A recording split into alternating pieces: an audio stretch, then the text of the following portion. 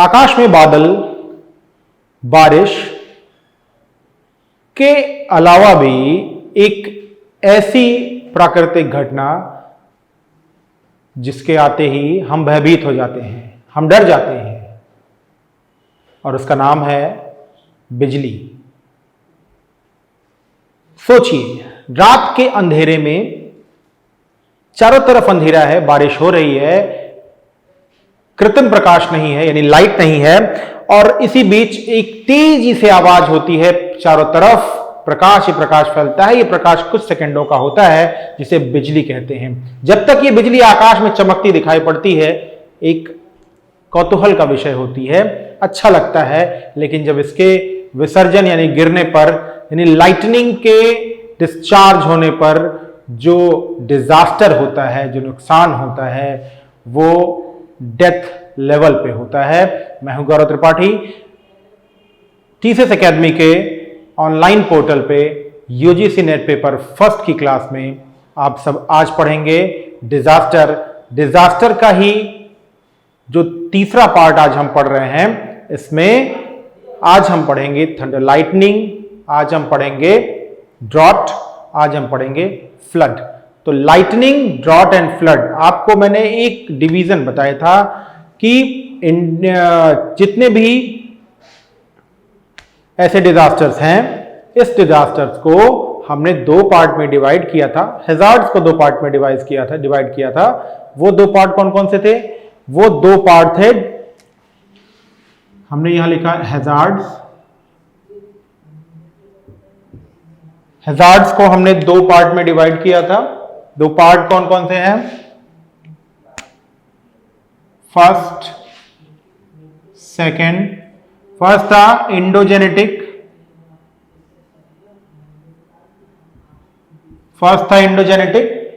And second endogenetic process, और second है exogenetic.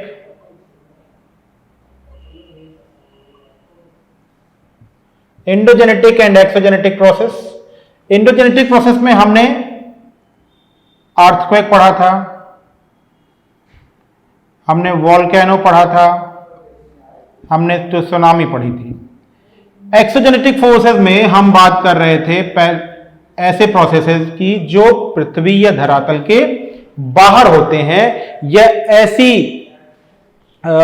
आपदाएं जो धरातल के बाहर होती हैं। इसमें हमने साइक्लोन पढ़ लिया था। अब हम पढ़ेंगे लाइटनिंग यानी विद्युत विसर्जन। आज हम पढ़ेंगे फ्लड। फिर हम पढ़ेंगे जो तीसरा है 1, 2, 3 flood, and fourth part drought. Fifth part है हीट एंड कोल्ड वेव्स। इस दोनों सेक्शन के बाद हम एक वीडियो में देखेंगे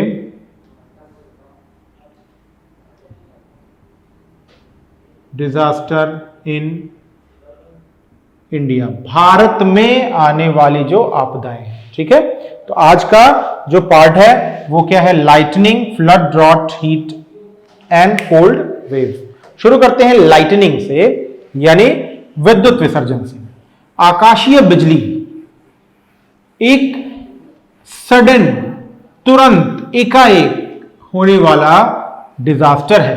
डिजास्टर्स को हमने डिवाइड किया था कि कुछ डिजास्टर ऐसे होते हैं जो तुरंत प्रभाव दिखाते हैं, साइक्लोन उसमें से एक था। उसमें से एक लाइटनिंग भी है कि बहुत कम टाइम में, बहुत कम समय में ये लाइटनिंग नेगेटिव इंपैक्ट देती है। तो विद्युत विसर्जन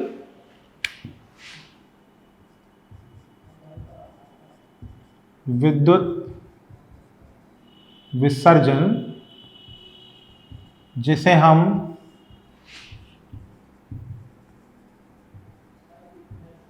लाइटनिंग भी कहते हैं या थंडर लाइटनिंग। तो ऐसी लाइटनिंग या विद्युत विसर्जन का कारण क्या होता है? पहले देखिए, जो बादल होता है वो बादल, उस बादल के अंदर यानी इंट्रा क्लाउड एक्टिविटीज, और the activities between two clouds, दो बड़े बादल का मतलब होता है कि उनका आकार बड़ा हो, और आकार बड़ा होने का मतलब है उसमें जल की बूंदों की जो क्वांटिटी हो, यानी जल की बूंदों की जो मात्रा होती है वो ज्यादा होती है। ऐसे ही जब दो बादल आपस में टकराते हैं तो उनके बीच घर्षण होता है, और उनके बीच घर्षण होने की वजह से ही विद्युत यानी बिजली की जो उत्पत्ति होती है, लाइटनिंग इमर्ज होती है, निकलती है। और जब इसका एक पार्ट पृथ्वी की तरफ आ जाता है तो वो पृथ्वी से अट्रैक्ट होकर डिस्चार्ज होता है, और इसी डिस्चार्ज में वो जो आकाशीय बिजली होती है वो पृथ्वी पर गिर जाती है।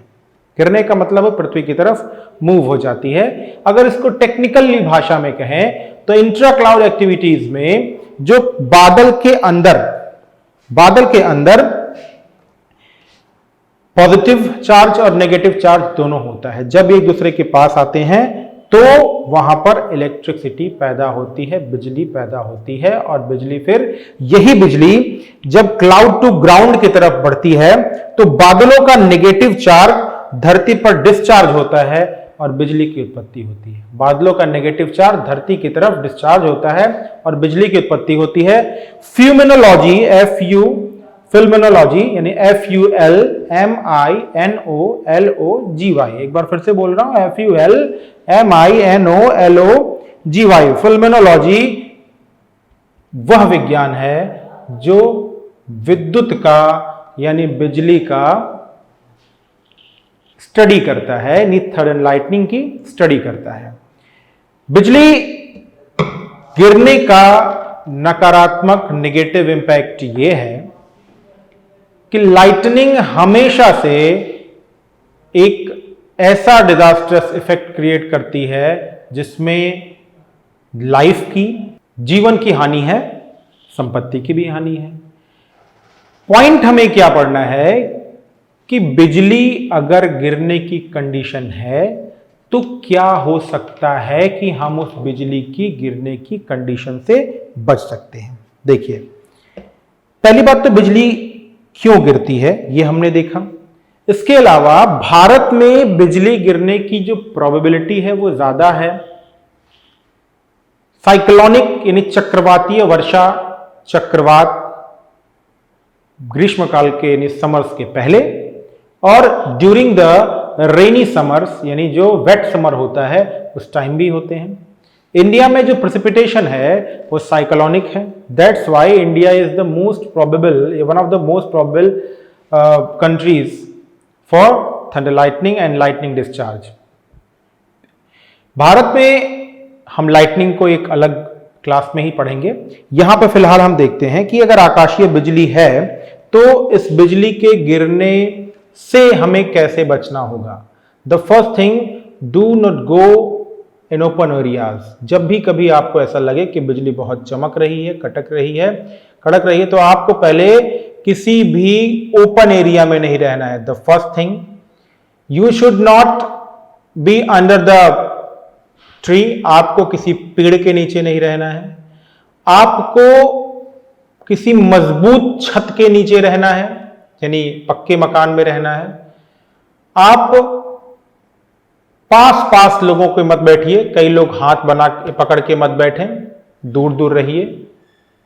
आपने जब ऐसी कंडीशन है तो किसी भी रॉड, किसी भी लोहे की सरिया, किसी भी मोबाइल टावर या खुद के घर में अगर कहीं ऐसा रेडियो संचार के माध्यम है तो उसे क्या करें, उसे बंद करके रखें, ऑफ करके रखें। तो जब भी कभी ऐसा हो तो आप इन सारे प्रिकॉशंस को करें जिससे आप थंडर लाइटनिंग डिस्चार्ज से बच सकते हैं। इसके अलावा आप किसी पानी के बड़े यंत्र के, किसी बड़े रिजर्वायर के करीब ना रहें। और यकीनन अगर एक अच्छा इंफॉर्मेशन पूरा सिस्टम बनाया जाए तो थंडर लाइटनिंग के 10 से 20 मिनट में आपको, या कभी कभी आधा घंटा पहले आपको इसकी जानकारी मिल जाएगी। भारत में लगभग 21 सेंटर्स ऐसे हैं जो इस बात को स्टडी कर रहे हैं या करते हैं कि किन किन क्षेत्रों में थंडर लाइटनिंग की प्रोबेबिलिटी ज्यादा है या थंडर लाइटनिंग गिरती है। इसके अलावा थंडर लाइटनिंग अलर्ट तो बनता है, तो फिर थंडर लाइटनिंग से लोग बच क्यों नहीं पाते हैं? इसका जो मेन रीजन है वो है कि थंडर लाइटनिंग का अलर्ट उन लोगों तक नहीं पहुंच पाता है जो इससे प्रभावित होते हैं। कारण उसका ये है कि जब ये मेट्रोलॉजिकल ऑर्गेनाइजेशन जो इंडिया का है वहां से ये न्यूज दी जाती है कि ये एरिया नेक्स्ट 24 to 48 आवर्स में थंडर लाइटनिंग से इफेक्टेड हो सकता है, तब ये जो खबर न्यूज होती है या जो ये आदेश होता है वो उन लोगों तक नहीं पहुंच पाता है, स्पेशली रूरल एरियाज तक, ग्रामीण क्षेत्रों में। देखिए शहरों में क्या है, हम मजबूत छतों के नीचे रहते हैं, बिल्डिंग्स में रहते हैं, हमारे आसपास पेड़ कम रहते हैं, बारिश के मौसम में हम चाहे ऑफिस में चाहे इन सब जगहों पे रहते हैं। That's why the urban area जो नगरीय क्षेत्र है वो रूरल एरिया के कंपैरिजन में, ग्रामीण क्षेत्र के कंपैरिजन में कम प्रभावित होता है या प्रभाव बहुत कम पड़ता है नगरीय क्षेत्र में, अर्बन एरियाज में। In the comparison of urban area the rural area जो ग्रामीण क्षेत्र है वो विद्युत विसर्जन से या लाइटनिंग डिस्चार्ज से ज्यादा इंपैक्टेड होता है, ज्यादा इफेक्टेड होता है, बिकॉज वहां पे पेड़ भी है, वहां पे पानी के जलाशय भी हैं, लोग मजबूत छतों के नीचे रहते भी नहीं हैं। ये सब वो कारण है, वो प्रोबेबल कारण है जो थंडर लाइटनिंग डिस्चार्ज को बढ़ावा देते हैं। ठीक है, तो अगर आपको बचना है तो आपको मजबूत छत के नीचे रहना होगा, किसी पेड़ के नीचे मत रहिए, पेड़ के आसपास मत रहिए, पानी के यंत्रों के आसपास मत रहिए, बिजली के खंभे, इसके अलावा पेड़ और मजबूत छत के नीचे आ जाएं। मोबाइल टावर के आसपास ना रहें, किसी भी ऐसी जगह पर न रहें जहां कोई माइक्रोवेव्स या रेडियो वेव्स का काम होता हो। घर के मोबाइल टावर या अगर कोई ऐसा संयंत्र जो रेडियो वेव्स का यूज करता हो उसे ऑफ कर दें। थंडर लाइटनिंग और थंडर लाइटनिंग अगर इंडिया की बात करें तो Odisha is the most probable, most vulnerable city या स्टेट इन इंडिया कि सबसे ज्यादा कहां पे थंडर लाइटनिंग का इंपैक्ट होता है तो वो है ओडिशा। नंबर 2 पे झारखंड और नंबर 3 पे वेस्ट बंगाल। राइट, चलिए, तो थंडर लाइटनिंग के बाद हम आते हैं दूसरे इंपॉर्टेंट डिजास्टर पे, वो है द मोस्ट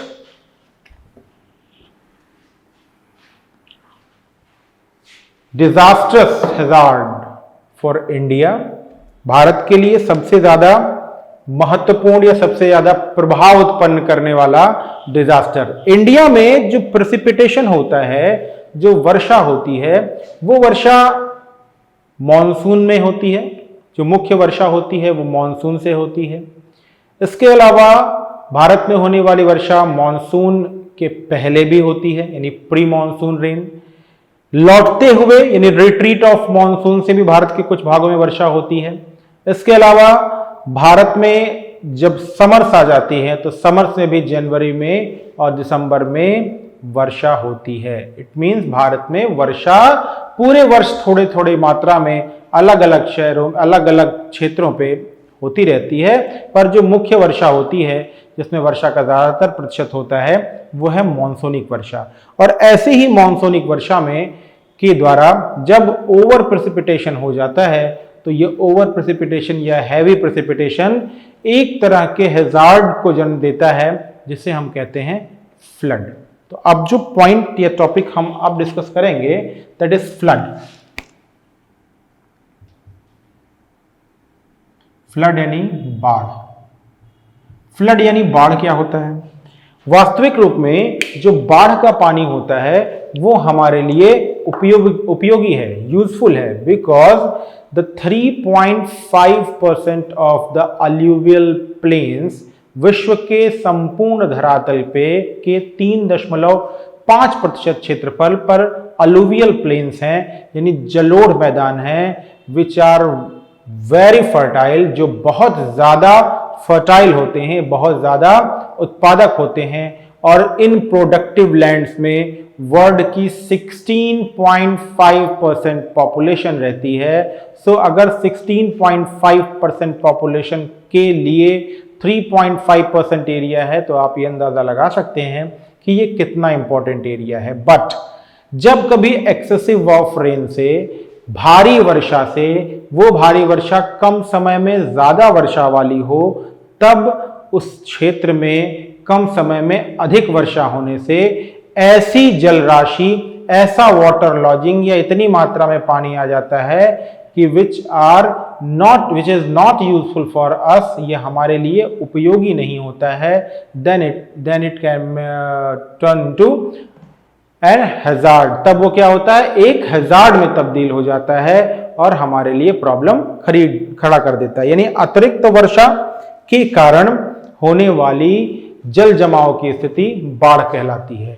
और ये बाढ़ ऐसा नहीं कि सिर्फ भारत में आती है, विश्व के तमाम देशों में बहुत सारी ऐसी नदियां हैं जो अलुवियल प्लेन्स के लिए को बनाती हैं और फ्लड के लिए रिस्पॉन्सिबल होती हैं। मिसिसिपी, मिसौरी, यूएसए की बात करें, या इंडिया में गंगा, ब्रह्मपुत्र की बात करें, या हम इरावदी की बात करें म्यांमार में, सिंध की बात करें पाकिस्तान में, पो की बात करें इटली में, येलो और यांतीसी की चाइना में बात करें, ये सभी नदियां, मरे डार्लिंग के ऑस्ट्रेलिया में, ये सभी नदियां बाढ़ लाती हैं और मेन ड्रेनेज सिस्टम है अपने अपने देशों का। तो अगर फ्लड की हम बात करें तो फ्लड ह्यूमन इंड्यूस भी होता है, नेचुरली इंड्यूस भी होता है।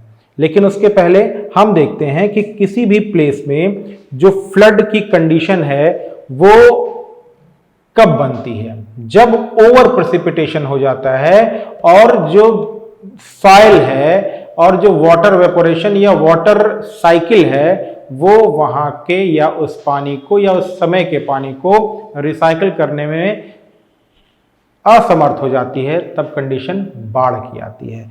तो जो बाढ़ होती है वो कैसे आ सकती है, फ्लड, वो ह्यूमन इंड्यूस्ड और नेचुरल यानी मानव जनित कार्यों के कारण और प्राकृतिक कार्यों के कारण, natural factor induced and human factor induced. तो मानव के किन कामों से बाढ़ आती है? पहला काम क्या है, कंस्ट्रक्शन, निर्माण कार्य। कैसे? निर्माण कार्य।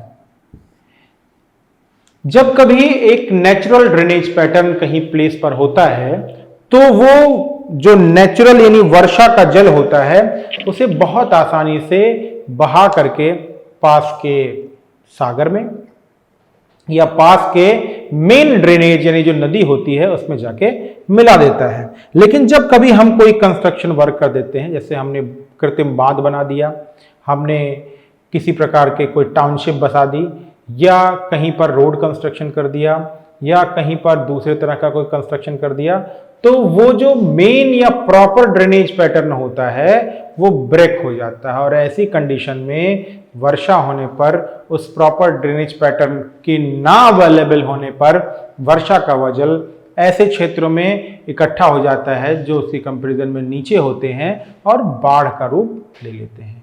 इसके अलावा जो दूसरा कारण है वो है नगरीकरण यानी अर्बनाइजेशन। नगरीकरण या अर्बनाइजेशन क्या है?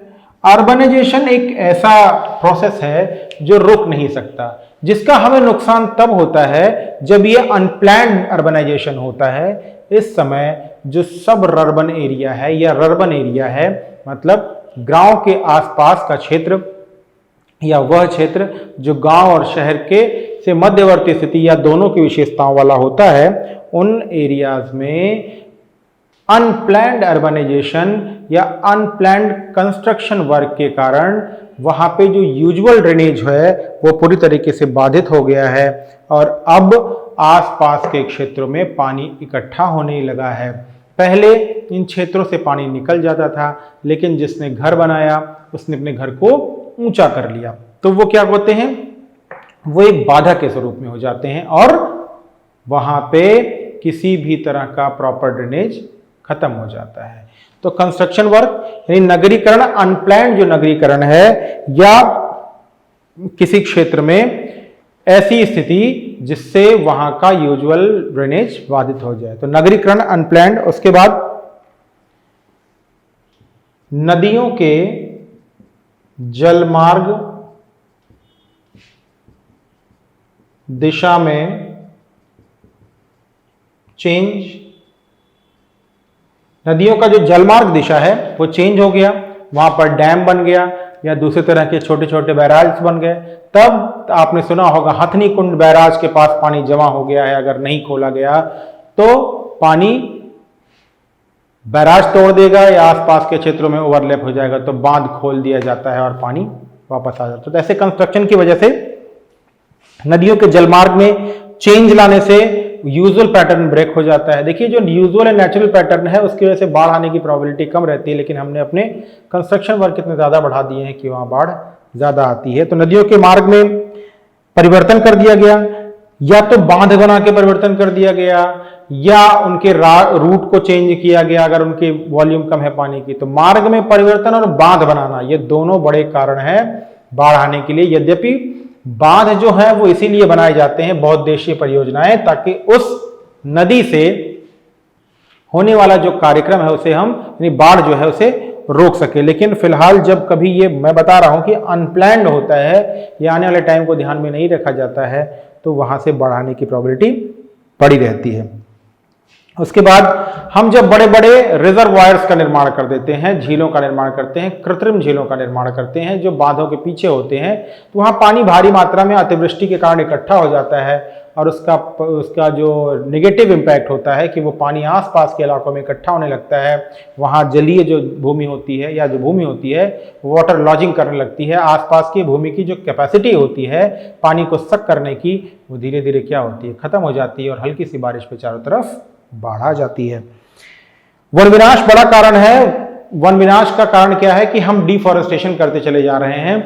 फॉरेस्ट क्या करता है कि ये जो चक्रवातीय स्वरूप है वर्षा का उसको भी रोकता है। ये forest he run of water को स्लो करता है, यानी अगर चारों तरफ पेड़ है तो जो बारिश होती है वो पहले पेड़ में पड़ती है, फिर बहुत धीरे धीरे माध्यम से मिट्टी में पहुंचती है, तब तक मिट्टी उसको धीरे धीरे एब्जॉर्ब करती है। लेकिन जब कभी हम इतनी भारी मात्रा में वर्षा होती है और वहां पर वेजिटेशन नहीं होता है, तो पानी सीधे भूमि पर पड़ता है और रन ऑफ के रूप में इधर उधर बहने लगता है, जिससे क्या होता है, वर्षा होती है, जिससे चारों तरफ बाढ़ की स्थिति या जल जमाव की स्थिति आती है। इसके अलावा कृषि कार्यों ने क्या किया, चारों तरफ वेजिटेशन को खत्म कर दिया है।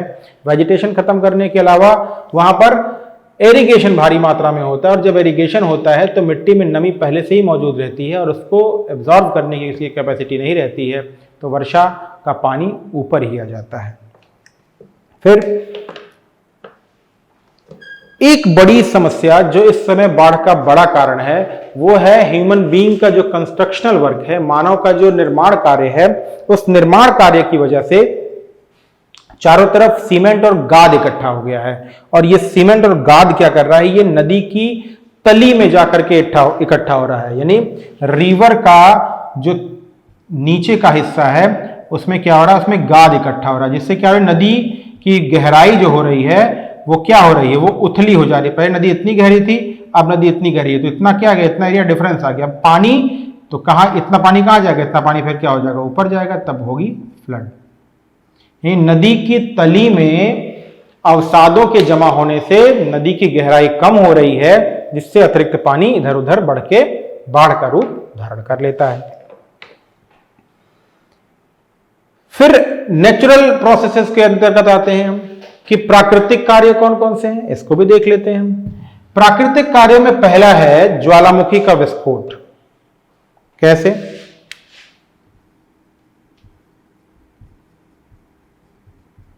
ज्वालामुखी उद्गार। जब कभी ज्वालामुखी उद्गार होता है तो यदि उसका जल नदियों के प्रवाह मार्ग के बीच में आ जाता है, यानी नदी का मार्ग अवरुद्ध हो जाता है, तो उसका पानी इधर उधर बहने लगता है, इधर उधर प्रवेश कर जाता है, जिससे क्या होती है, जिससे बाढ़ की स्थिति गंभीर हो जाती है। इसके अलावा ज्वालामुखी के अलावा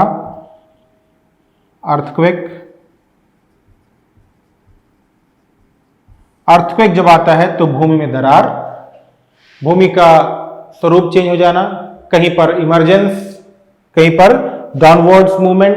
तो इसकी वजह से जो उस एरिया का जियोग्राफिकल स्टेटस है, कहीं मैदान पठार में तब्दील हो सकता है, कहीं पर डॉम आ सकता है, या कोई ऐसा प्लेस जहां पे जो ऊंचा हुआ करता था नीचे हो गया। तो डायस्ट्रॉपिक मूवमेंट कह सकते हैं, या कह सकते हैं कि जो फेस था किसी भी एरिया का वो चेंज हो जाता है अर्थक्वेक की वजह से, और वहां पर वाटर लॉजिंग या किसी भी ड्रेनेज का जो रास्ता होता है वो रुक जाने की वजह से वहां बाढ़ आने की संभावनाएं रहती हैं।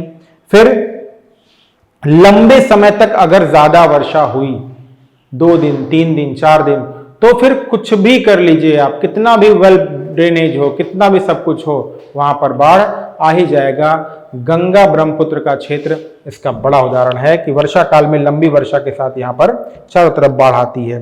फिर विस्तृत बाढ़ मैदान, आपको यह पता है, मैंने अभी बात की कि नदियां हर वर्ष अपने साथ गाद लेके आती हैं और अपने रूट के चारों तरफ उसको इकट्ठा कर देती हैं। तो जब नदियां गाद लेके आती हैं रूट के चारों तरफ, ये नदी है, ये नदी हर साल लेके आती है सीडिमेंट, और सीडिमेंट क्या करती है, उसको चारों तरफ इकट्ठा करती है। और ये जो बाढ़ के मैदान होते हैं ना, ये नदी के किनारे होने की वजह से इनकी जो सॉइल की कैपेसिटी होती है पानी को खींचने की, वो कम होती है, क्योंकि नमी यहाँ बरकरार मौजूद यहाँ रहती है नमी। तो फिर जब कभी हैवी रेनफॉल होता है तो यहाँ पर चारों तरफ पानी पसर जाता है, चारों तरफ पानी फैल जाता है। इसके अलावा कुछ प्लेसों में जो नेचुरल ड्रेनेज सिस्टम है या नेचुरल ड्रेनेज पैटर्न है वो बहुत अच्छी अवस्था में नहीं है, जैसे भारत में तराई क्षेत्र, वहां पर एक अच्छा प्रॉपर ड्रेनेज ना होने की वजह से वहां पर पानी भरा रहता है, और हल्की सी अतिवृष्टि अगर होती है तो चारों तरफ बाढ़ की कंडीशन मौजूद हो जाती है। मियांडरिंग रूट, यानी नदियों का जो घुमावदार मार्ग होता है, ये बड़ा कारण है। नदी मैदानों में ऐसे रूट से चलती हैं जिसे कहते हैं मियांडर। तो जो मियांडर होता है, ये नदी मैदानों में पहुंचने के बाद इस तरीके का रूट इसलिए लेती है ताकि वो चल सके, जिसमें घर्षण कम हो सके। तो जब कभी नदी इस एरिया में आती है तो वो क्या करती है, वो नेचुरल लीव्स बनाती है, प्राकृतिक तटबंध बनाती है। क्यों? क्योंकि वो डिपॉजिट जो अपने साथ लाती है उसको किनारों पर छोड़ती जाती है। तो ऐसे नेचुरल लीव्स, यानी ये क्या बनते हैं, प्राकृतिक तटबंध, उसी मिट्टी से बने होते हैं। फिर नदी इसी के बीच से गुजरती है। जब कभी हैवी रेनफॉल होता है, भारी वर्षा होती है, तो ये मिट्टी से बने हुए प्राकृतिक तटबंध क्या होता है, टूट जाते हैं और चारों तरफ पानी भर जाता है। तो हमने ये देखा कि कौन कौन से बाढ़ आने के कारण है, मैन मेड और नेचुरल इंड्यूस्ड। अब हम बात करते हैं कि बाढ़ नियंत्रण के उपाय क्या है। क्यों? क्योंकि आपके मिटिगेशन भी है, तो बाढ़ नियंत्रण के क्या उपाय हैं? पहला तो ये करना होगा, चाहे बाढ़ नियंत्रण हो और चाहे थंडर लाइटनिंग हो, हमको एक प्रॉपर सिस्टम बनाना होगा। जो सिस्टम क्या करे, जो चेतावनी दे। पहला काम कि एक चेतावनी प्रणाली बनानी होगी, यानी कह सकते हैं सूचना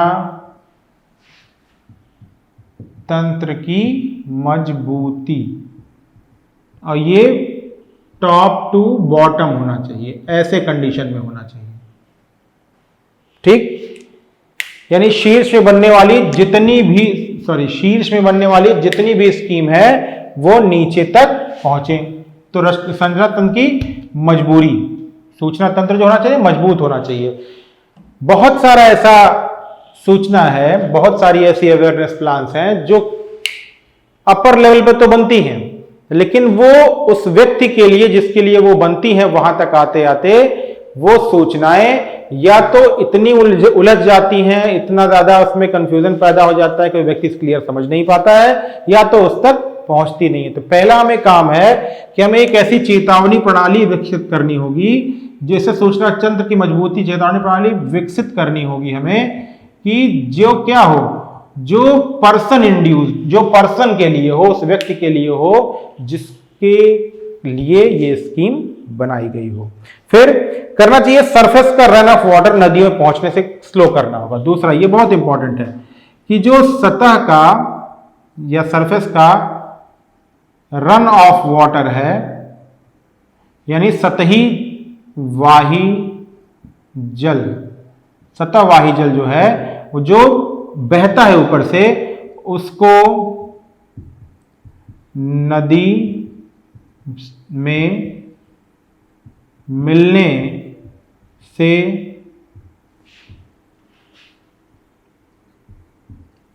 समय, नदी में मिलने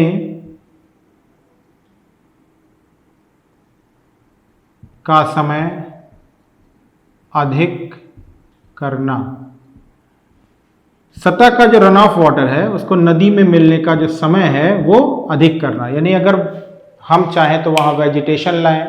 क्यों? क्योंकि जितनी तेजी से ये नदी में आएगा उतनी तेजी से नदी की जो कैपेसिटी है वो भर जाएगी। अगर इसको हमने स्लो कर दिया तो नदी का पानी तो खुद ही बहता रहता है, सागर में मिलता रहता है। अगर उसके कंपेरिजन में ज्यादा पानी वहां तक आया तो नदी ओवरलैप होगी। अगर वहां पर ऐसा कुछ प्रोसेस आया कि वो पानी स्लो कर दिया, वेजिटेशन इसका बड़ा रोल है। अगर वेजिटेशन हम करके उस रन ऑफ वाटर को स्लो कर ले गए तो नदी में पानी देर से पहुंचेगा, कुछ पानी नीचे की तरफ पहुंच जाएगा अंडरग्राउंड वाटर के रूप में, कुछ नदी तो खुद बह रही है। तो इसलिए हमें रन ऑफ वाटर को स्लो करना होगा। फिर तीसरा का प्रोसेस क्या करना होगा, हमें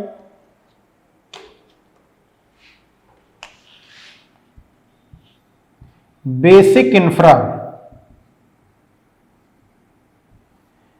तैयार करना होगा।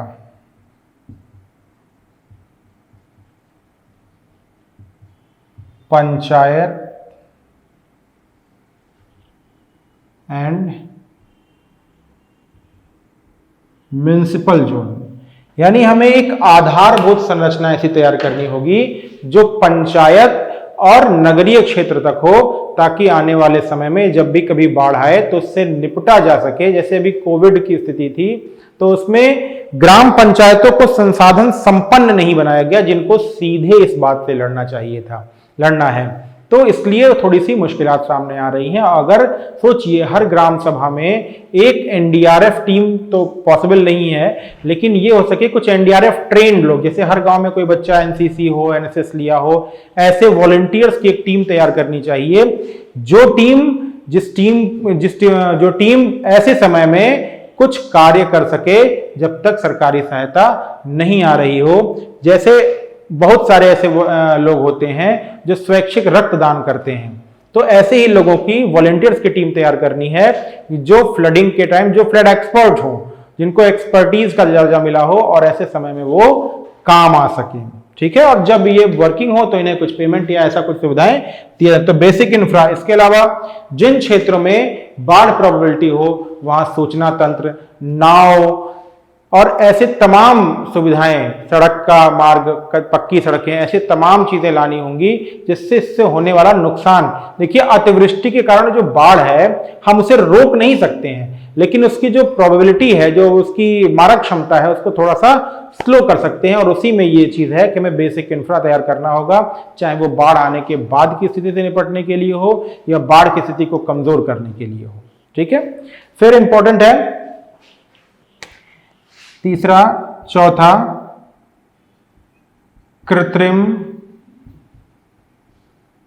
तटबंधों का निर्माण, यानी आर्टिफिशियल तटबंध बनाने होंगे, आर्टिफिशियल हमें बैरियर्स बनाने होंगे, जिससे जिन क्षेत्रों में पानी अक्सर आ जाया करता है चल करके वहां पर ना आ सके। यानी एक अगर चारों तरफ हम बैरियर बना के रखे हैं पक्के बैरियर, जो प्राकृतिक तटबंध है उस तरीके के नहीं कि जब तेज बारिश हो तो वो खुद टूट जाए। उनको एक पक्का कॉरिडोर में रखना होगा, ऐसे क्षेत्रों में जहां पानी बार बार निकल के आ जाता हो। इसके अलावा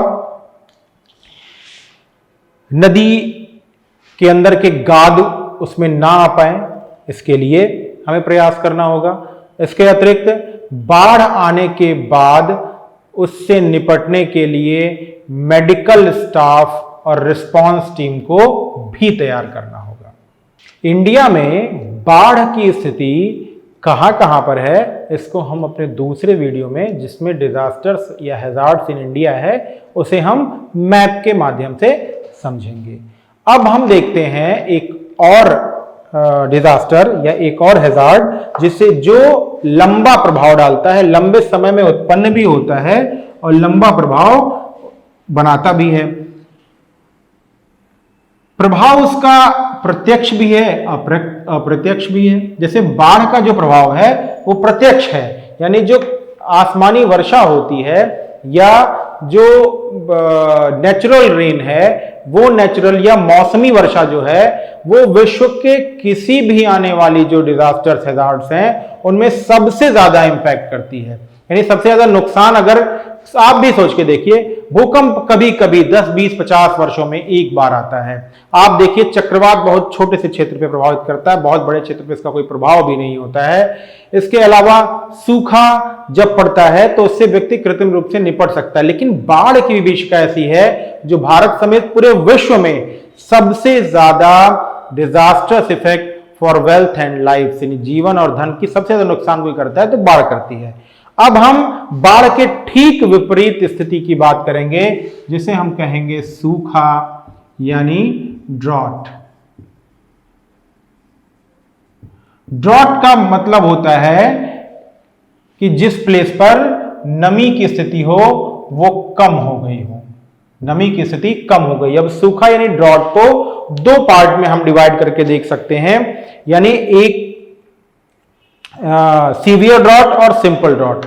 इसके पहले अगर कहीं पे डेफिनेशन के प्रोसेस में ड्रॉट की बात पूछी जाए तो किसी भी क्षेत्र में सूखे की स्थिति वह स्थिति है जब एनुअल रेनफॉल का 75% या उससे कम किसी भी क्षेत्र में प्राकृतिक वर्षा यानी जो वार्षिक वर्षा है उसका 75% या उससे कम प्रेसिपिटेशन हो, तब हम समझेंगे कि ड्रॉट की स्थिति है। या हम समझेंगे कि जो मंथली वर्षा हो उस मासिक वर्षा का जो एवरेज है उसका 60% या उससे कम वर्षा हो। तो एनुअल वर्षा का जब 70% से कम प्रेसिपिटेशन, एवरेज प्रेसिपिटेशन होता है, यानी जो औसत वार्षिक वर्षा वहां होती है, अगर उसका 70% से कम वर्षा होता है या 70% वर्षा होती है, समझिए वहां की स्थिति ड्रॉट की है, सूखे की है। और अगर मंथली एवरेज प्रेसिपिटेशन का 60% या उससे कम प्रेसिपिटेट होता है तो समझ जाइए वहां की स्थिति ड्रॉट की है। ऐसे किसी ड्रॉट को हम दो पार्ट में डिवाइड करते हैं, नंबर 1 और नंबर 2। देखिए जो नंबर 1 है वो उसे कहते हैं हम प्रचंड सूखा, एक होता है सामान्य सूखा। इससे पहले सूखा जो होता है ना वो दो चीजों पे इंपैक्ट करता है। किन किन चीजों पे इंपैक्ट करता है? सोचिए सूखा किन चीजों पे इंपैक्ट करता है। जीवन के लिए 3 दशाएं इंपॉर्टेंट हैं, जल, भोजन या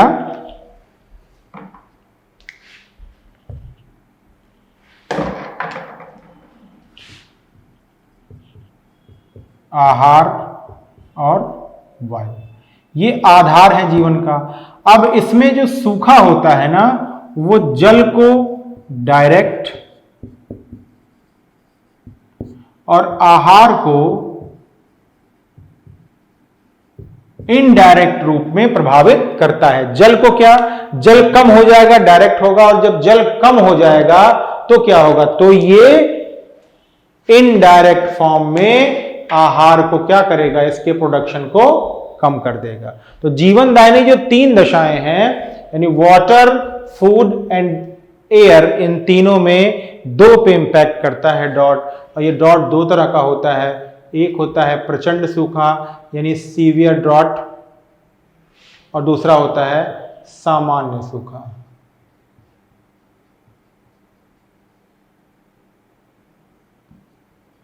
सीवियर ड्रॉट या प्रचंड सूखा क्या होता है?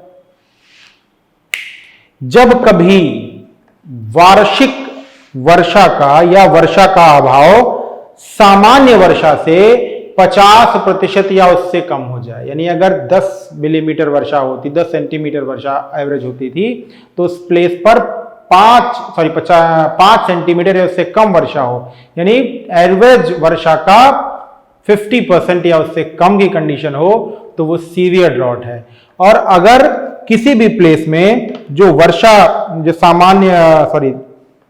सिंपल ड्रॉट है, यानी किसी भी क्षेत्र में जो सामान्य वर्षा है वो 50 से 25% तक विचलन हो, यानी अगर 50% या उससे अधिक विचलित हो रही है, मतलब अगर 10 यूनिट वर्षा होती थी तो वहां पर 5 यूनिट ही हो या उससे भी कम हो, दैट इज कॉल्ड सीवियर। ठीक, और अगर किसी प्लेस पे 50 to 25% विचलन होता है तो वो समझना चाहिए कि ये सिंपल सूखा है, यानी अगर 10 यूनिट वर्षा हो रही थी तो वर्षा जो हो 5 to 7 यूनिट या 8 यूनिट तक हो, तब समझ चाहिए हमें कि ये सिंपल ड्रॉट है। तो जब ड्रॉट की बात आए, हमने ड्रॉट के दो फॉर्म देख लिए, तो ड्रॉट का इंपैक्ट क्या होता है, प्रभाव, वो भी देख लेते हैं। यानी सामान्य सूखे की बात करें तो 50% प्लस डिफरेंस हो जाए एनुअल, और यहां पे 25 to 50% डिफरेंस, ये दोनों किससे, एवरेज प्रेसिपिटेशन, एवरेज रेनफॉल। ठीक, तो एवरेज रेनफॉल में इतना डिफरेंस हो तो ये कंडीशन होती है सीवियर और सामान्य सूखा। अब देखते हैं इसके इंपैक्ट को, इसके प्रभाव को, यानी सूखा का इंपैक्ट क्या होता है। मैंने बताया वाटर पे डायरेक्ट इंपैक्ट होगा, तो मतलब पहला क्या होगा, पहला सूखे का प्रभाव यानी इंपैक्ट। इंपैक्ट क्या होगा, सूखे का प्रभाव क्या होगा, पहला कृषि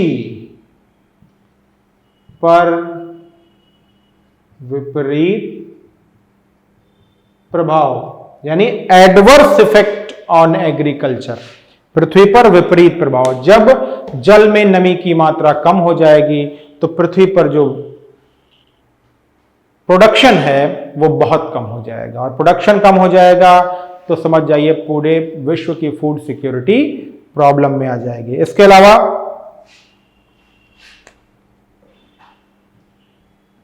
पारिस्थितिकी पर प्रभाव, पारिस्थितिकी पर प्रभाव, जब हम पारिस्थितिकी और पर्यावरण पढ़ रहे थे, पारिस्थितिकी और इकोसिस्टम पढ़ रहे थे, तो मैंने ये कहा था कि पारिस्थितिकी आपके डायरेक्ट कोर्स में नहीं लिखा हुआ, लेकिन इसको समझना बहुत जरूरी है। तो देखिए क्यों समझना जरूरी, वो यहां पर है कि पारिस्थितिकी पर कैसे प्रभाव पड़ेगा। जब कहीं पर सूखे की स्थिति आ जाती है तो या तो माइग्रेशन शुरू होता है, सूखा आया तो माइग्रेशन, ये ह्यूमन भी होता है और वाइल्ड लाइफ भी होती है, यानी जंगली जीवन भी क्या करता है, वो माइग्रेशन कर जाता है, चला जाता है, और वाइल्ड लाइफ तो करती है, जंतु भी करते हैं। तो ऐसी स्थिति में पारिस्थितिकी पर पहला प्रभाव पड़ा कि माइग्रेशन शुरू हो जाता है, और जब ये माइग्रेशन दूसरे प्लेस पे पहुंचते हैं तो वहां पर एडेप्टेशन नहीं हो पाता है, तो वो क्या होने लगता है, धीरे धीरे उनका लॉस होता है, यानी वो धीरे धीरे खत्म होते हैं। दूसरा पारिस्थितिकी पर प्रभाव क्या होगा, बहुत सारे ऐसे वाइल्ड लाइफ होती है, चाहे वो फ्लोरा हो चाहे वो फ्यूना हो, वो पानी के अभाव में धीरे धीरे खत्म हो जाते हैं, उनकी बहुत सारी स्पीशीज खत्म हो जाती हैं। उसके बाद आर्थिक प्रभाव,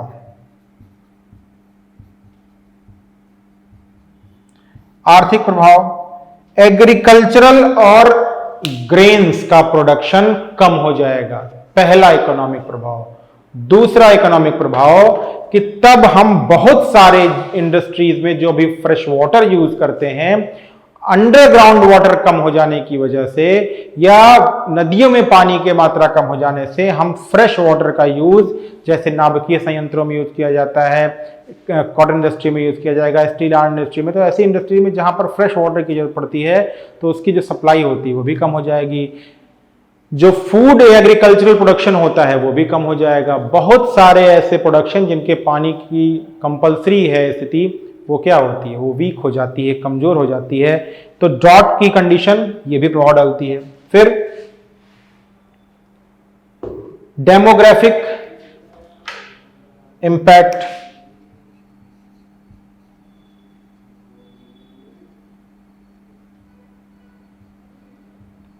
डेमोग्राफिक इंपैक्ट, डेमोग्राफिक इंपैक्ट क्या है? जनांगीय कारण। आपने देखा, जनांगीय कारण आपने देखा होगा कि वर्ग की कुछ ऐसी प्रजातियां होती हैं या कुछ ऐसे उम्र के लोग होते हैं कि जो सूखा या बाढ़ या इनसे सरवाइव हो जाते हैं। जैसे जो यूथ है, वो यूथ क्या है कि वो किसी तरीके की ऐसी स्थिति से अपने आप को रोक लेता है, यानी पानी कम होने पे भी उसकी स्थितियां कमजोर नहीं होती हैं। बाकी के जो उम्रदराज लोग हैं या ऐसे लोग जिनको पानी की ज्यादा जरूरत है, वो सर्वाइव करने में दिक्कत होती है। तो पहला प्रश्न ये। दूसरा, जब भारी मात्रा में माइग्रेशन होता है, हम किसी दूसरी जगह जाके पहुंचते हैं, तो वहां पर जनांकीय यानी वहां पर जो डेमोग्राफिक स्टेटस है वो बिगड़ जाता है। मान लिया कई उम्र किसी क्षेत्र में जिसमें ज्यादा एज के लोग रह रहे थे और एक ऐसा क्षेत्र था जिसमें यूथों की संख्या ज्यादा थी। अब यूथ की संख्या ज्यादा है, मतलब कि वो सबसे ज्यादा प्रोडक्टिव होता है, तो वो प्लेस अच्छा ग्रो कर रहा था। और जहां पे बुजुर्गों की संख्या ज्यादा थी, वो प्लेस थोड़ा कम ग्रो कर रहा था। तो बुजुर्गों की संख्या वाला प्लेस माइग्रेट हो गया उन प्लेस पर जहां पर यूथ ज्यादा थे। अब क्या हो गया, अब यूथ के ऊपर एक जिम्मेदारी आ गई, उनके प्रोडक्शन पे एक जिम्मेदारी आ गई कि और लोगों के लिए उन्हें प्रोडक्शन करना है। तब ऐसी स्थिति में क्या हुआ, ऐसी स्थिति में दो नुकसान हुआ। पहला तो इकोनॉमिक नुकसान हुआ और दूसरा क्या हुआ कि जो डेमोग्राफिक स्टेटस था वो क्या हो गया, वो चेंज हो गया। तो ये वो कारण थे जिससे हम ड्रॉट से मुश्किल में आते हैं, या जो ड्रॉट का प्रॉब्लम है वो इन्हीं कारणों से आता है। अब हम देखेंगे, या उसके इंपैक्ट हैं, अब हम देखेंगे कि अगर ड्रॉट को बचना है उससे तो क्या करना होगा। अगर ड्रॉट से बचना है हमें तो सबसे पहला कारण, सबसे पहला प्रभाव प्लांटेशन, यानी ड्रॉट से बचने के उपाय। पहला तो देखिए, अगर हम इसे और स्मार्ट डिवीजन करें तो एक तो करना होगा हमें दीर्घकालिक प्रयास और एक है शीघ्र के प्रयास। देखिए, दीर्घकालिक प्रयास और शीघ्र के प्रयास में क्या डिफरेंस है। एक ऐसा प्रयास जो करें, कई समय बाद इसका इंपैक्ट पड़ चलेगा, और कुछ तो तुरंत की आवश्यकता है। जैसे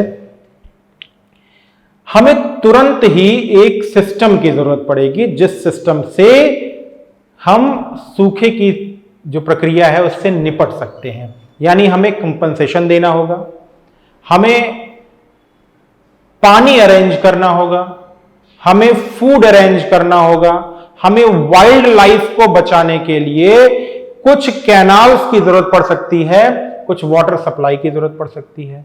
मेडिसिन और इकोनॉमिक जो रिसेशन वहां आएगा, जो आर्थिक कमजोरी आएगी, उसको भी निपटने के लिए हमें उनको सपोर्ट करना होगा, उस एरिया को सपोर्ट करना होगा। दैट इज क्या है, ये त्वरित कारक है।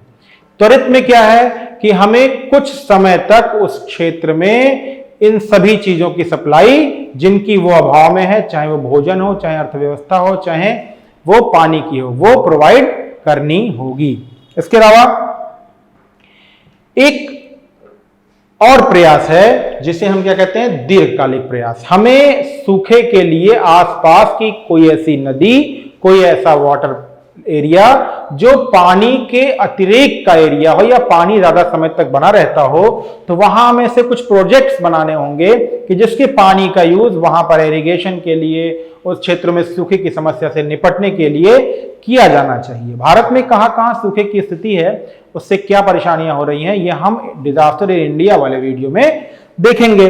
इसके अलावा आप फॉरेस्टेशन और ग्रीन वेजिटेशन यानी ग्रीन बेल्ट मूवमेंट टाइप का कोई मूवमेंट, कि आपको चारों तरफ ग्रीनरी फैलानी है, आपको चारों तरफ ऐसा एटमॉस्फेयर बनाना है जिस एटमॉस्फेयर के कारण वो पूरा का पूरा जो एरिया हो वो ग्रीन हो जाए, जिससे जो रन ऑफ वाटर हो वो धीरे धीरे तेजी से निकल ना जाए वहां पे, वो धीरे धीरे पेड़ों के माध्यम से घासों में इकट्ठा रहे और अंडरग्राउंड वाटर के रूप में तब्दील होता रहे। फिर दीर्घकालिक प्रयास में हमें एक सिस्टम डेवलप करना होगा किसी भी क्षेत्र में। जैसे भारत में बुंदेलखंड है, तो बुंदेलखंड के क्षेत्र में एक प्रॉपर हमें एक चैनल बनाना होगा, सरकार प्रयास भी कर रही है, ताकि वो सूखे की समस्या से निपट सके।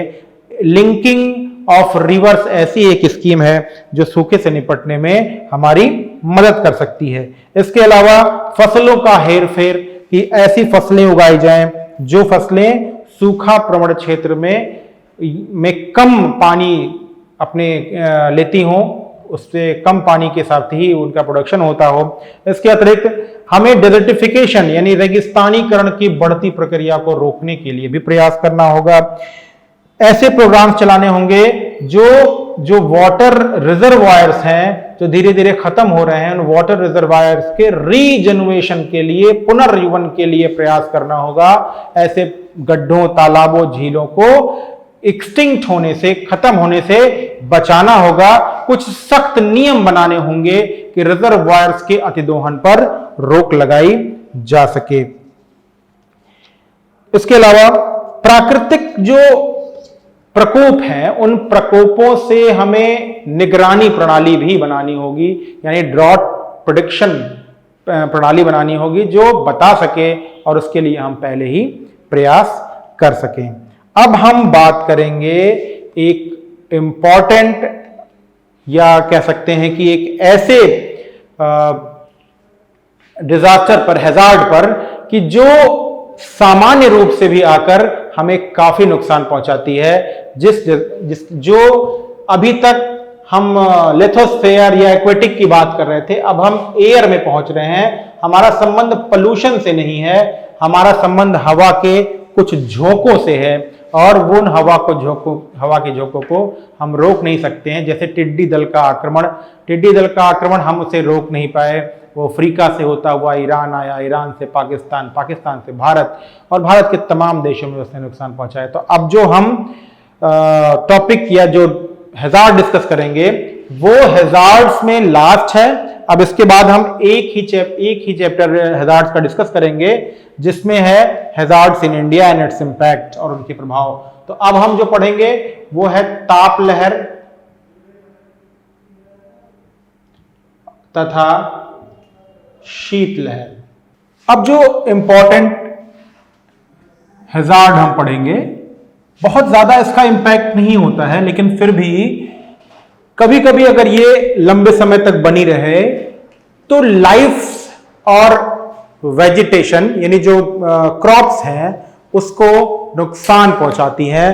कैसे, वो ये देखते हैं। जैसे ताप लहर या हीट वेव्स, दो वेव्स लिखी हुई हैं। वर्ड से आप काफी कुछ समझ पाते होंगे। हीट वेव्स और कोल्ड वेव्स, नाम से ही आप समझ पा रहे होंगे कि एक के ओरिजिन में हीट का रोल है, दूसरे के कोल्ड का रोल है। यानी एक गर्म है तो दूसरा ठंडी है। अब देखिए, ये दोनों ही रिलेटेड है किससे? ये दोनों ही रिलेटेड हैं चरम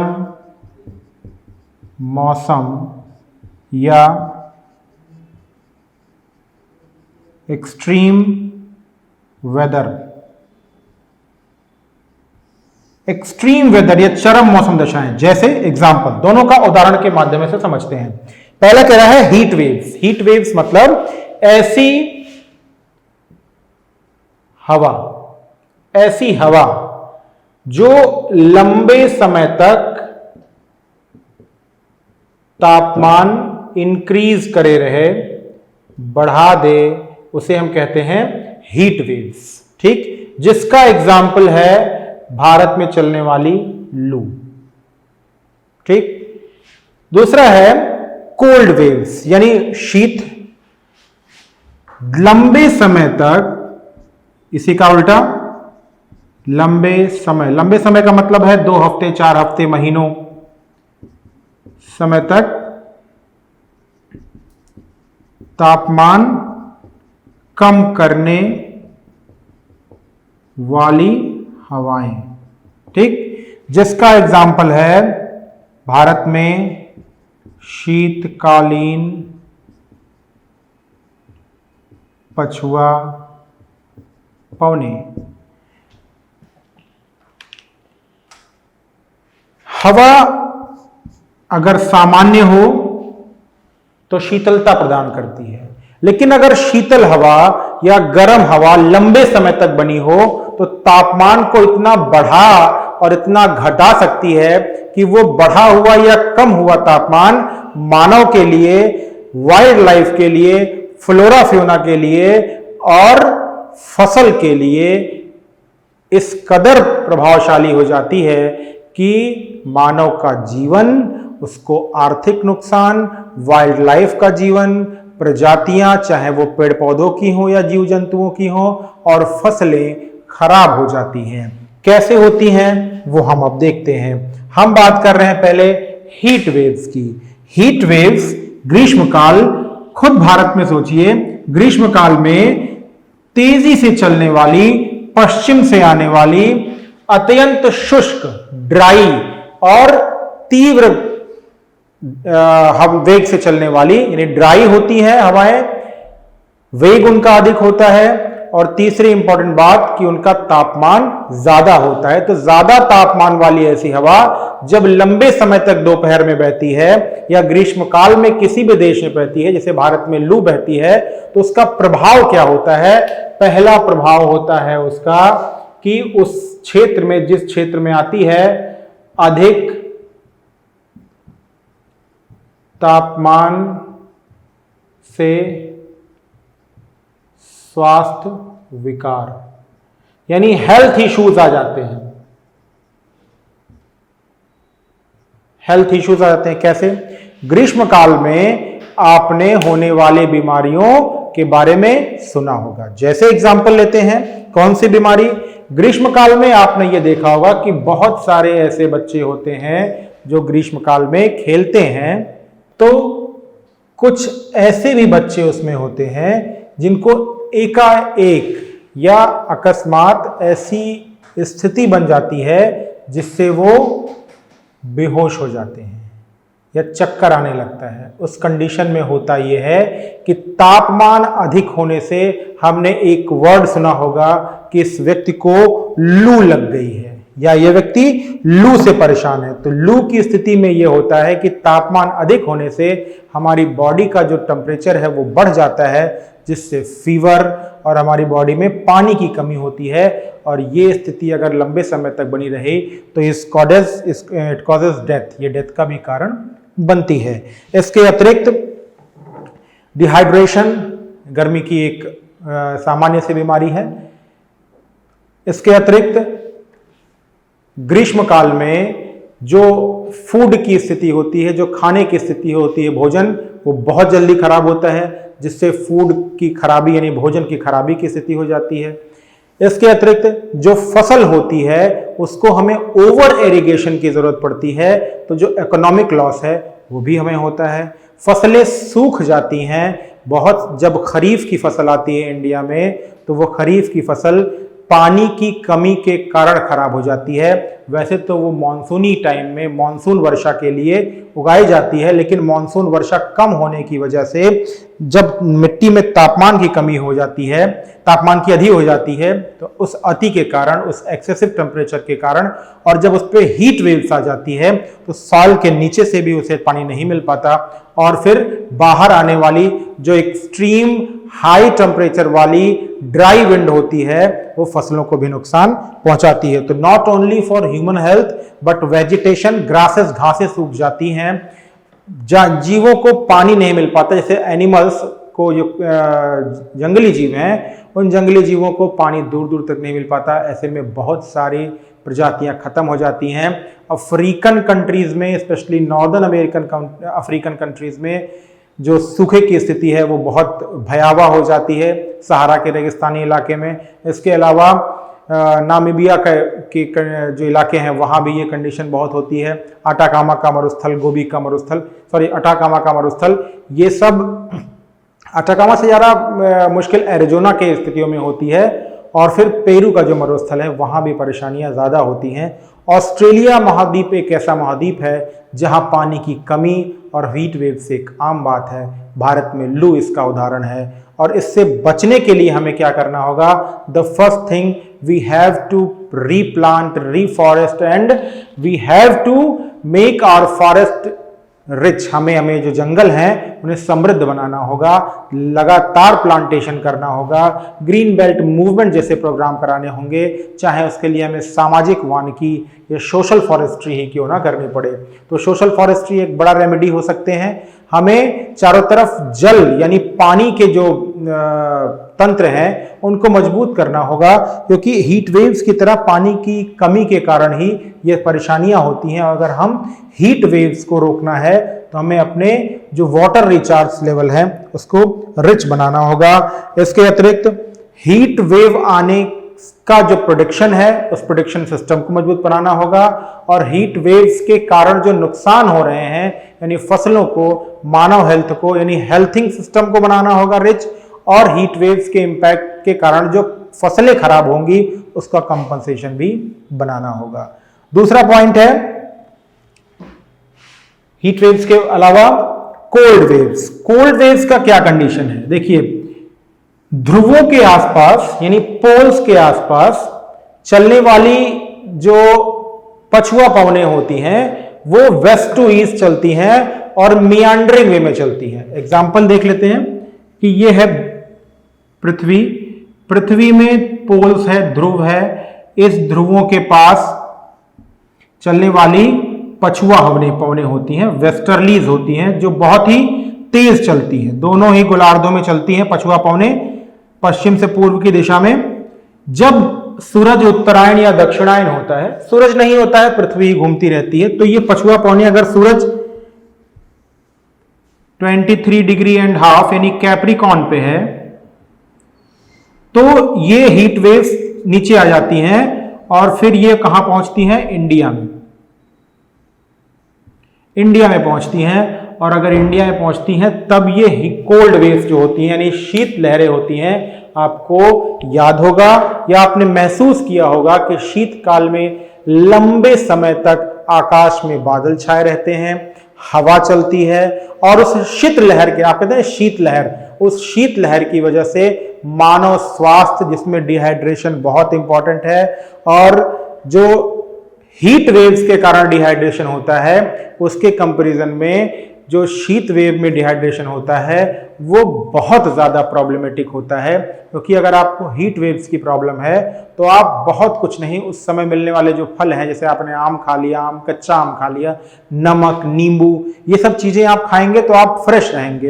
हीट वेव्स बहुत आसानी से उसके इम्पैक्ट को कम किया जा सकता है, लेकिन जो कोल्ड वेव्स होती है उसका डिहाइड्रेशन बहुत मुश्किल होता है, क्योंकि हम पहले से ही पानी कम पी रहे होते हैं। अगर उस कंडीशन में हमें डिहाइड्रेशन हुआ या हम शीतलहर के प्रकोप में आए तो हमारी जो डेथ प्रोबेबिलिटी है वो हीट वेव्स के कंपैरिजन में ज़्यादा होती है। इसके अलावा जब कभी ऐसे लंबे समय तक हीट वेव्स, कोल्ड वेव्स चलती हैं तो एग्रीकल्चरल प्रोडक्ट्स, जैसे उस समय चना उगता है, उसमें मटर की फसल होती है, और उसी समय गेहूं और सरसों की फसल होती है, उसमें पाला और लंबे समय तक ठंडी हवाओं के चलने के कारण उनका प्रोडक्शन रेट कम हो जाता है। और कुछ फसलें जैसे मटर, चना, पाला, ये तो हमें इनको भारी नुकसान होता है। सरसों की फसल फॉस से, हैवी ओस से, पानी से नुकसान होने वाला सबसे वनरेबल फसल है कि बहुत जल्दी सरसों की फसल खराब हो जाती है, तो एग्रीकल्चरल प्रोडक्ट खत्म हो जाते हैं, नहीं उग पाते हैं। उसके अलावा ह्यूमन हेल्थ है ही, ऐसे ही वाइल्ड लाइफ, बहुत सारी जो प्रजातियां हैं वो माइग्रेट हो जाती हैं। आपने देखा होगा ठंडक साइबेरियन पक्षी बहुत ज्यादा आ जाते हैं।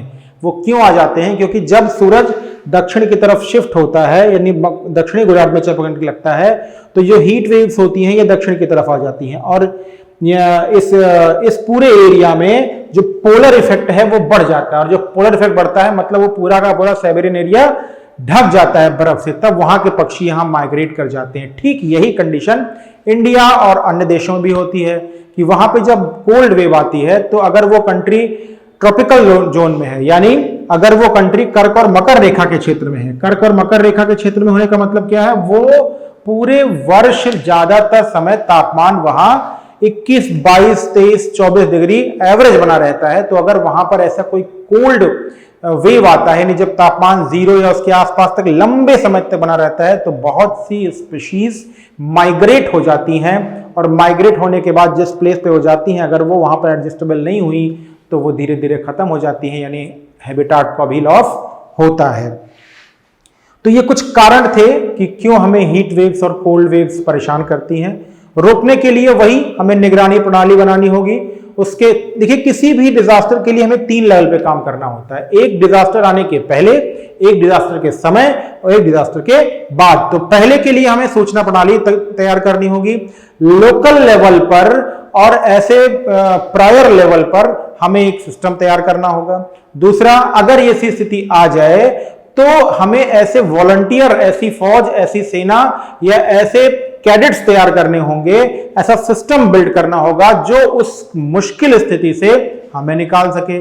फिर उसके बाद जब हम ये सारी चीजें हो जाएं तो हमें कंपनसेशन प्रणाली या उस मुश्किल में आए हुए लोगों को फिर से रिहैबिलिटेट करने के लिए या उनको फिर से बसाने के लिए या उनको फिर से मदद करने के लिए, फिर से रिस्टैब्लिश होने के लिए, रीसेटल होने के लिए हमें उनको कंपनसेट करना होगा, उनको सरकारी मदद देनी होगी और उनको जो भी मुश्किलें आई हों उससे बचाने, उसके मुश्किलें आने के बाद जो समस्याएं, चाहे डेथ हुई हो तो उसका कंपनसेशन, अगर विकलांगता आई हो तो कंपनसेशन, अगर फसल खराब हुई हो तो कंपनसेशन, अगर उसके मवेशी मरे हो तो उसका कंपनसेशन, ऐसी तमाम चीजों के लिए हमें इंफ्रा तय करना होगा। क्योंकि जब कभी हम इसके बाद आने वाली चीजों के लिए केवल कंपनसेशन की बात करते हैं तो ये गवर्नमेंट के लिए मुश्किल होता है कि कहां तक कंपनसेशन वो प्रोवाइड कर पाएगी। तो अगर स्टार्ट से ही एक इंफ्रा बना रहे कि स्टार्ट में ही हमने कह दिया कि भैया आप एक इंश्योरेंस करा के रखिए, और जो ऐसी कंडीशन होगी, चाहे गवर्नमेंट इंश्योरेंस, बहुत ऐसी स्कीम्स चल भी रही हैं कि जो डिजास्टर के से इंश्योर करती हैं फसलों को, तो ऐसी कंडीशन अगर हो तो उसका एक इंश्योरेंस होगा। इसी कंडीशन में गवर्नमेंट कंपनसेशन भी देती है। तो हीट वेव्स और कोल्ड वेव्स, ये दोनों, इसके इंपैक्ट, इसके प्रभाव, कारण बहुत इंपॉर्टेंट नहीं है लेकिन चर्चा करना महत्वपूर्ण था। अब डिजास्टर के संबंध में हम 2-3 पेज का एक पीडीएफ भी आपको देंगे जिसमें कुछ फैक्ट्स होंगे जो आपको याद करने होंगे। अब नेक्स्ट वीडियोस में, नेक्स्ट क्लासेस में हम बात करेंगे रीन्यूएबल एनर्जी सोर्सेस की, हम बात करेंगे जितने प्रोटोकॉल्स आए हैं, हम बात करेंगे क्लाइमेट चेंज की। Okay, good bye.